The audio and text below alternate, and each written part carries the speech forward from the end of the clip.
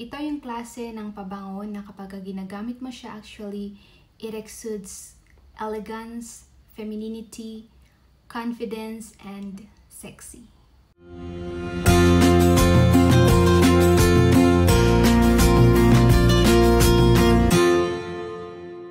Well, hello again mga ka-beauties! Welcome and welcome back to Aquarius Bell channel.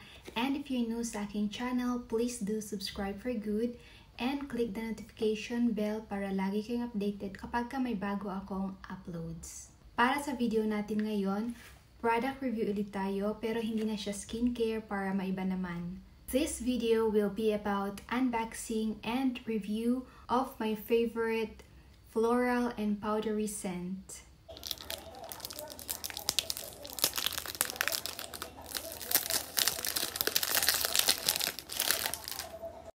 When it comes to perfume, mga ka-beauties and mga ka-friendships, gustong-gusto ko yung mga scents na citrusy and floral scents and also powdery and floral. Yun lang yung mga scents na gustong-gusto ko. Pag fruity kasi, masyadong sweet sa akin yon. So, dun lang ako sa powdery floral or citrusy scents.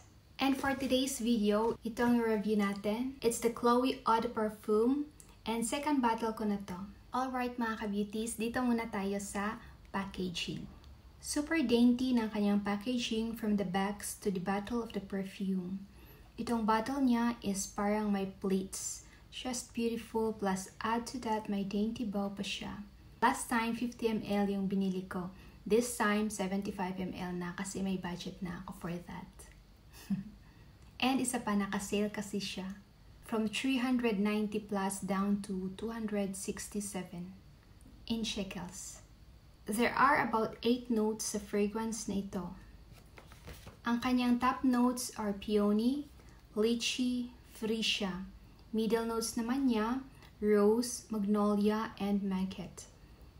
For the base notes, we have only 2. It's amber and cedar. Very perfect naman ang pagka-blend ng mga fragrances na ito. And with just a few sprays, a hote of long-lasting powdery floral scent and the sillage, it's very inviting yung tone ng scent na to. And itong perfume na to, hindi mo siya kailangang i-reapply because it lasts the whole day. It sticks sa skin mo or sa clothes mo where you sprayed it on. I just loved yung Chloe perfume na ito. Ito yung original classic. Just perfect and just right yung kanyang sweetness. Yung very light siya, if that makes sense. Yung tipong hindi siya overpowering na yung in your face, kanon. Hirap mag-explain. Ito yung klase ng pabango na kapag ginagamit mo siya, actually, it exudes elegance, femininity, confidence, and sexy.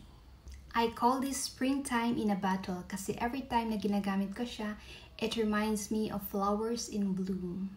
Chloe would be my favorite all year round na floral powdery scent. But mas prefer ko siyang gamitin during spring to winter kasi mas maganda yung tone ng scent niya during the cooler months. I love this perfume so much pero hindi to yung aking signature everyday scent kasi nga mahal siya. So tinitipid ko siya and ginagamit ko lang siya when I go out with friends, when I attend parties, or kung anumang occasions yan. Ito yung ginagamit ko. Yung everyday signature scent ko actually is Dolce & Gabbana Light Blue. Yun yung gamit ko ever since later years ng university days nung nag-aaral pa ako nun sa UC. I love wearing perfumes. I never face a day without any perfume. Kasi nga, diba, sabi nila, perfumes are the perfect finish to every beauty routine. Kahit wala kang makeup, basta naka-perfume ka, para sa akin, kapag ka mabango ka, ang ganda-ganda mo na.